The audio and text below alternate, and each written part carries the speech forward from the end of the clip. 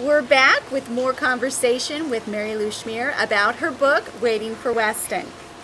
Marilu, we've talked a lot about the gifts that Weston has, and which one of them has been the most difficult for you to understand? Well, you know, before we start, and before I answer that, I want to make something clear for everybody, because I know when you're watching this, you might think, oh wow, he's got these gifts, and I need to clarify, and Weston would say, they're not gifts, and I agree with them. There are things that we all remember, we all know how to do. It's just that most of us have forgotten about it. Weston happens to have remembered, and his purpose is to show us that we can all do these things. And so it's easy to say gifts, I understand that, and you'll probably hear me slip up and say gifts as well, but really and truly it's something that you know, we can all do. So with that said, as far as I would think one of the thing that he could do the most, that was most difficult for me to wrap my head around, was this term of him being multidimensional. And you know, I couldn't even understand what that word meant at first. I looked up in the dictionary. Basically, and part of the book, there's a situation where we had been working with Dr. Meg for a while. Weston's been having sessions with her, and her masters one day during a session, they say that he's now working from multiple dimensions of living, or multiple dimensions of being. And you know, when I read that, it's kind of like blew past it. What does that mean? And didn't really understand it so much. And about a month or two later, I started seeing the results of it. Basically, what they talk about is Weston is actually able to be present in today, like be present with you and I, but also at the same time be present in a past life, a previous life, and actually can be connected and be interacting with people in those particular dimensions. And that is really hard for me to understand. And it's hard to understand. It is. That's hard to understand. And it you know, again, it was something that I wouldn't have.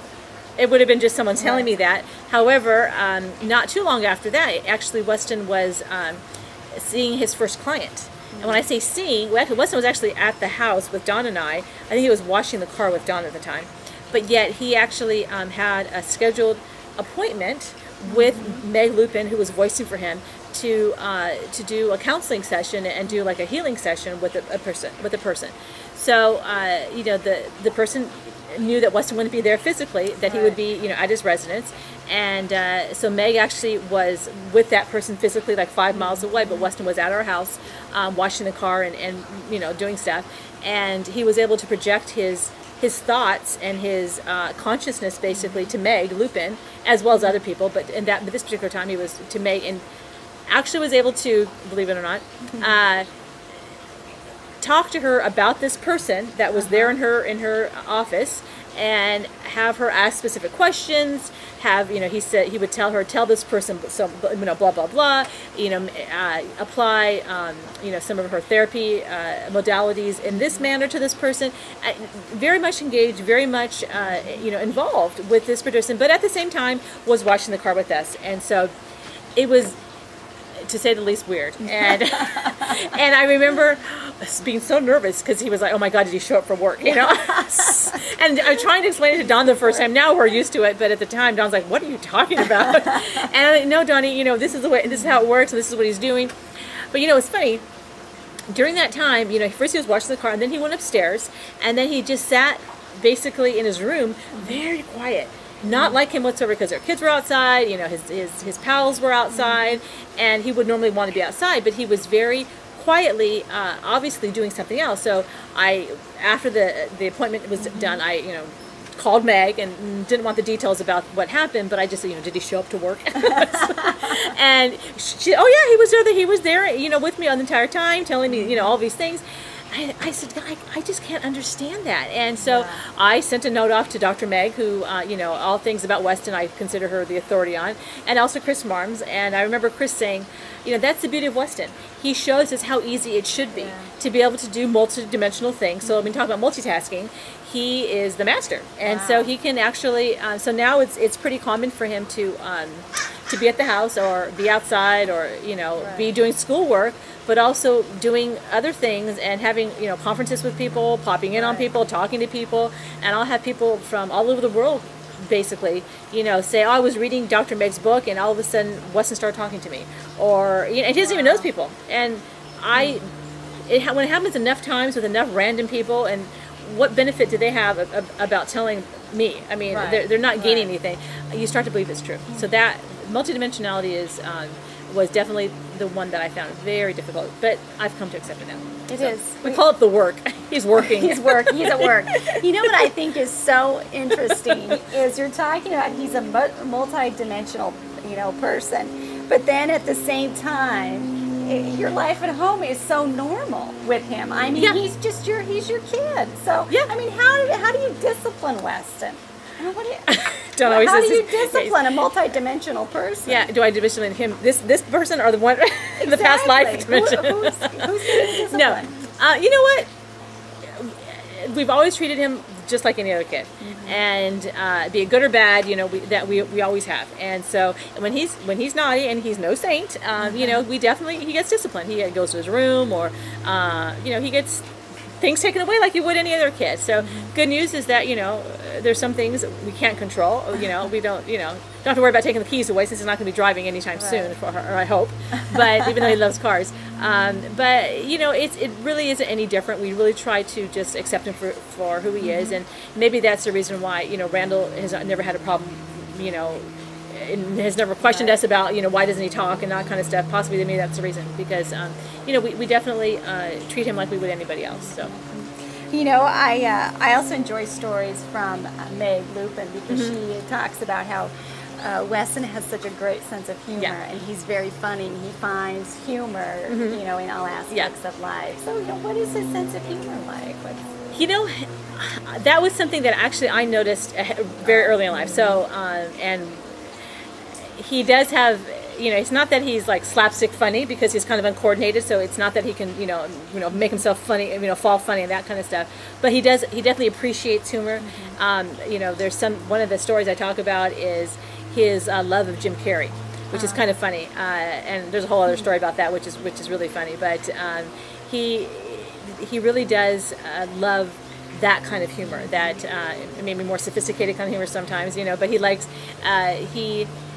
some of the stories that Meg will say, and I have my experience with him as being funny, and he'll do funny things like I talk about, he never wears shoes, and so one time, it happens often, unfortunately, I'll say, Weston, can you turn the light off for me? Instead of using his hand like most people do, he'll use his foot, which of course is always filthy before I turn the light off. Gotta wash the the walls and all that kind of stuff. But and he thinks it's funny, and of course it is funny. Meg will say stories. There's the story I write about, and it's about Meg having to go early one morning to a soccer game with one of her sons, and forgetting to use the restroom. And it goes through this whole series, and Weston, of course, pops in, wants to show her that where the restrooms are, and she's like fighting with him in her head, of course, because he's not there. How do you know this? Because you've never been here before. I'm pretty sure I can call your mom, and she's going to tell me you've never been to this place. You're talking about, I've got to go to the bathroom. I don't want to hear it. And he's coaxing her, and telling her, you got to do this, and I promise, there'll be a bathroom, and of course there is one. But it's really funny how the story goes, and he's done that a lot with my sister Carmen as well. There's a lot of funny stories with her, and a lot of it, he uses humor a lot to teach people. And one of the things that Meg will say is when she has people in her home, when she is giving them treatments. Weston will say really crazy, funny things to these people, and she's so good about trusting Weston, and she's so good about honoring him and not editing him for the most part. And he will tell her, say this, and it could be crazy funny, and you think, oh gosh, that person's going to be offended, but no, they never are. One time we were at a workshop. We have what they call WEG, which is my word I made up. It's a combination of Weston and Meg, so when they work together I call it a WEG. So we have a workshop where we go within Southern California, and Meg will actually travel to the East Coast a lot sometimes as well. And we have workshops, and Weston's there sometimes, and when we're in Southern California, and people will come from all over, and he will give messages to people. And we can have 50, 75, 100 people there sometimes, and people will stay the entire 5 or 6 hours while Weston gives everybody messages. It's amazing. And I remember one time we had a session, And I don't know these people. I don't even. They how they hear about it is amazing, a story in amongst itself. But there was a guy there, I'll never forget, because Weston is he's kind of clumsy and he's kind of shy in some ways, but they had this whole room of people, and it's pretty much there's every seat is taken. Well, there was one guy there.